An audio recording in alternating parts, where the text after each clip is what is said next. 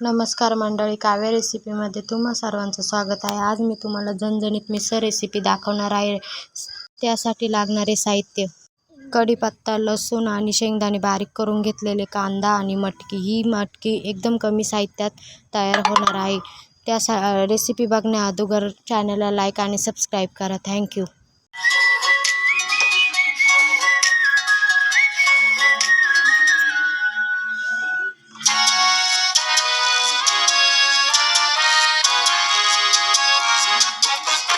तिच्या वेणीची वट सुटली अन कविता माझ सुचली.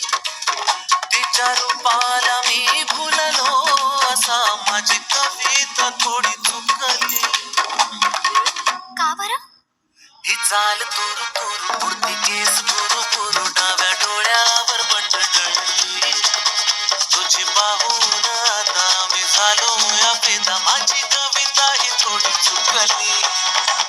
ही चाल तुरु तुरु पुरती केस पुरु पुरु डाव्या डोळ्यावर बंडळली. अशी मावळत्या उन्हात केकड्याच्या मनात नागिन सळसळली.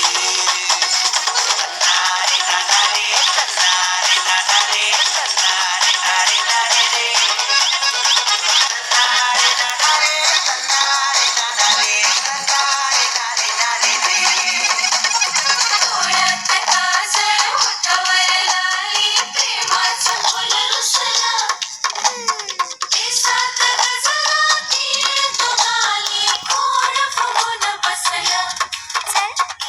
घुसू नको मुसू नको माझ्या बोलीच्या. आपली झणझणीत मिसळ रेडी झालेली आहे. अगदी कमी साहित्याने मिसळ बनवलेली आहे.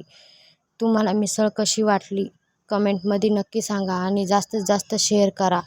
थँक्यू.